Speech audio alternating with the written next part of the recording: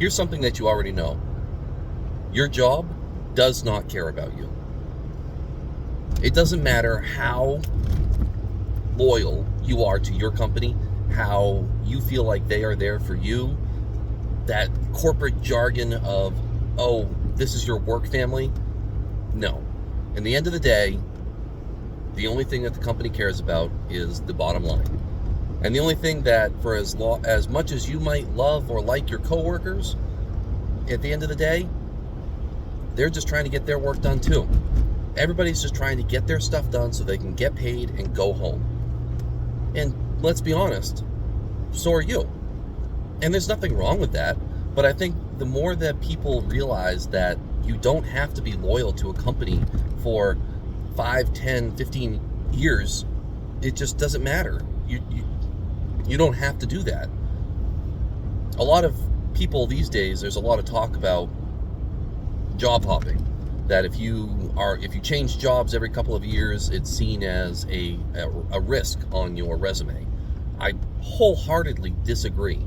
If you are not getting a 20% raise over the course of at least 2 years that you've been at a position, then you 100% should be looking for another job.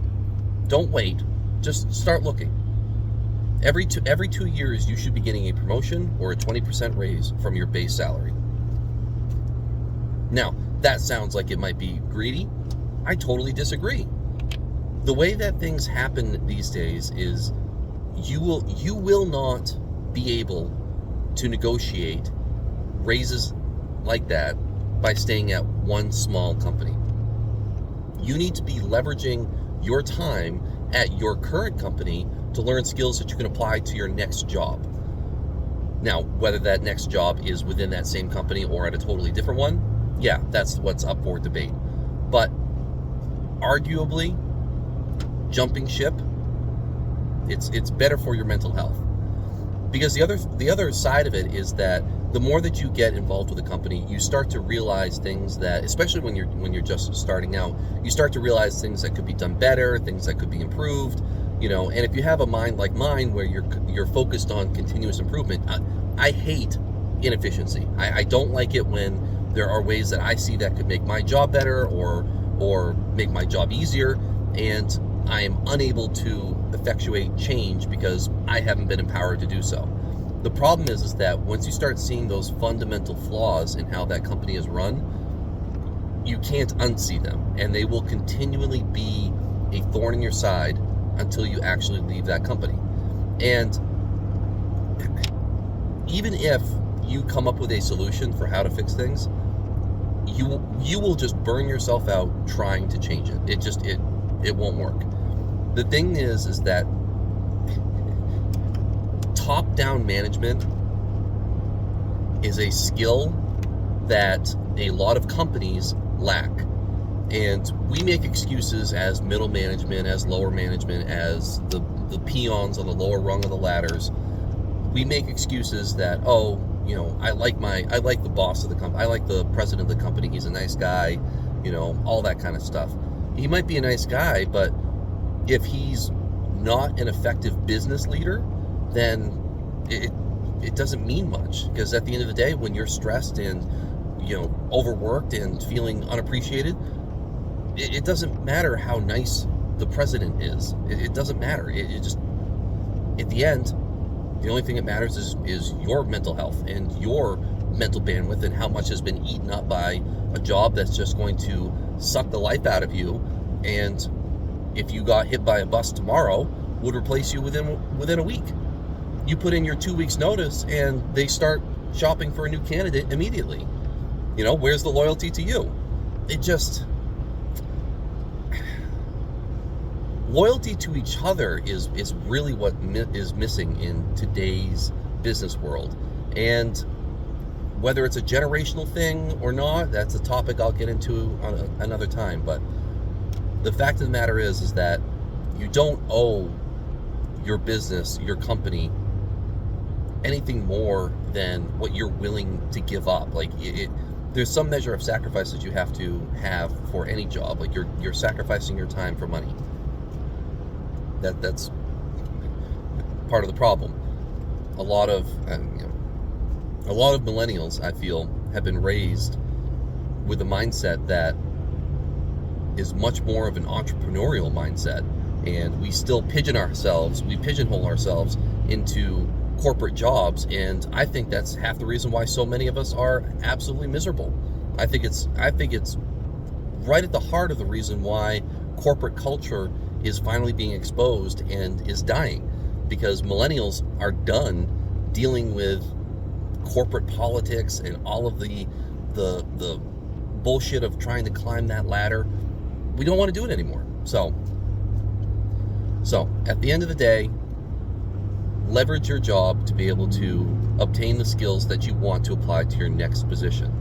And whether that's leveraging skills that you want to take out and be a freelancer, if you're a project manager and you want to apply yourself to be a remote project manager, because remote work is a very popular thing these days, and for good reason, and maybe you get your company to see that, yeah, getting you PMP certified, maybe that's a benefit to the company.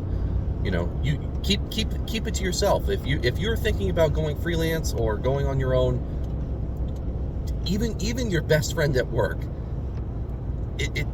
it's not that they would go rat you out to your boss or something like that.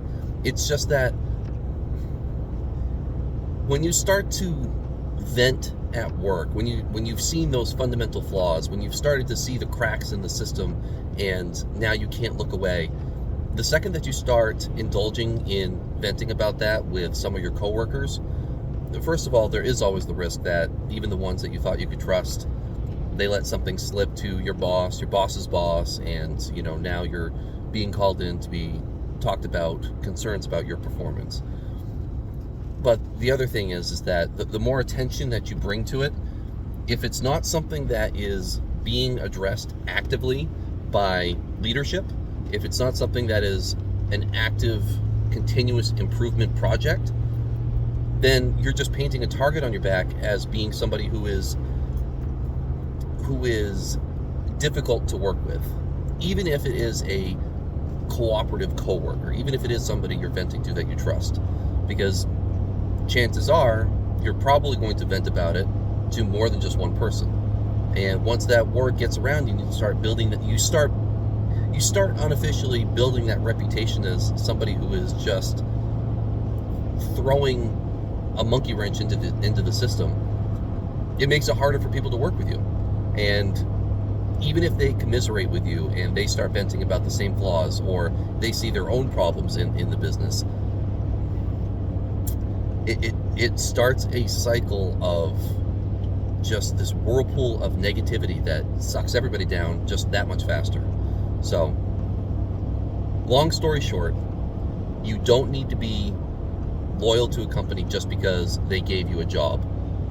You're there to make them money, you're there to earn yourself a paycheck, and at the end of the day, you need to be happy with what you're doing. You need to feel satisfied with what you're doing.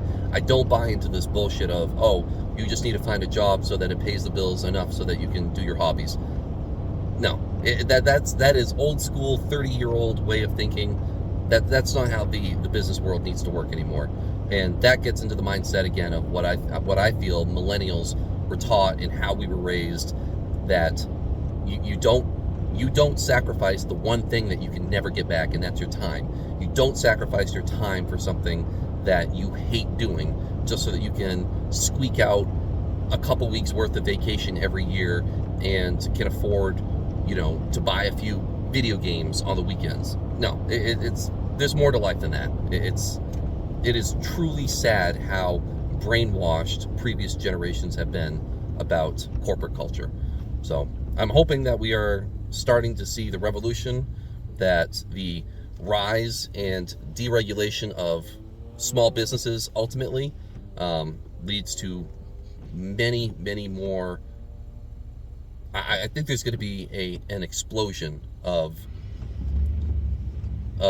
millennial creators, of millennial business owners, of people who thought that they had to be in the corporate structure and are now finally starting to realize they're starting to come of the age where they have enough experience in the corporate culture, they realize how toxic it is, that they can now branch out on their own. And even though it's scary and you don't know necessarily what you're doing, you could just do.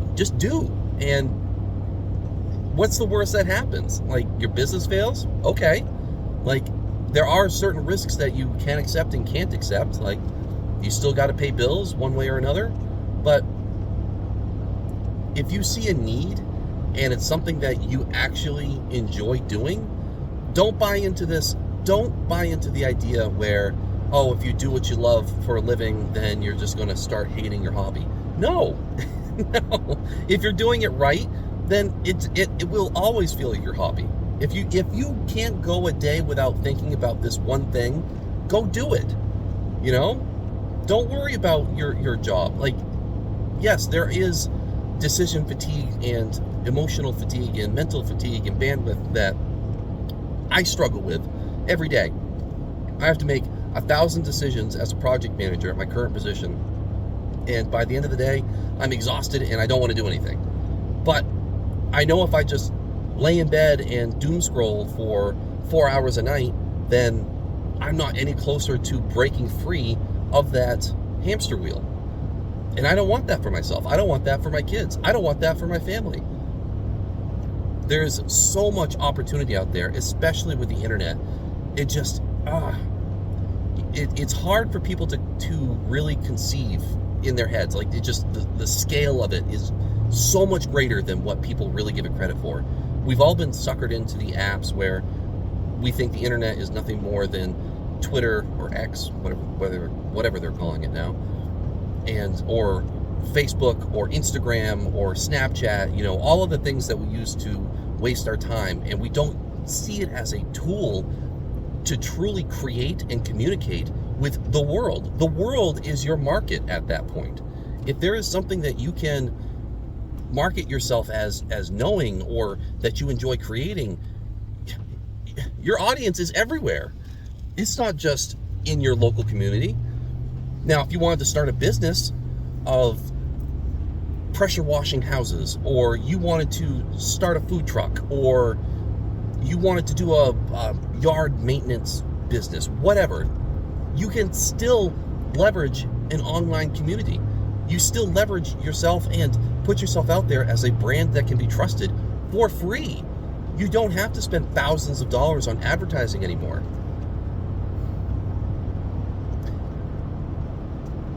My motto, my personal creed, I suppose, is luck favors the prepared. And I stand by that you always be ready, by always at least knowing the risks and not allowing them to stop you, but still being able to acknowledge them. You're able to better prepare yourself mentally for them. So knowing that your business could cut you loose at any point, at any time, for whatever reason, you start to realize that, hey, I don't need to do this anymore. I don't need to be loyal to this company. I need to be loyal to myself and to my family, to my tribe, and that's it. You don't owe anybody else that. You need to focus on you and your circle. So, those are my thoughts for today, driving into my work.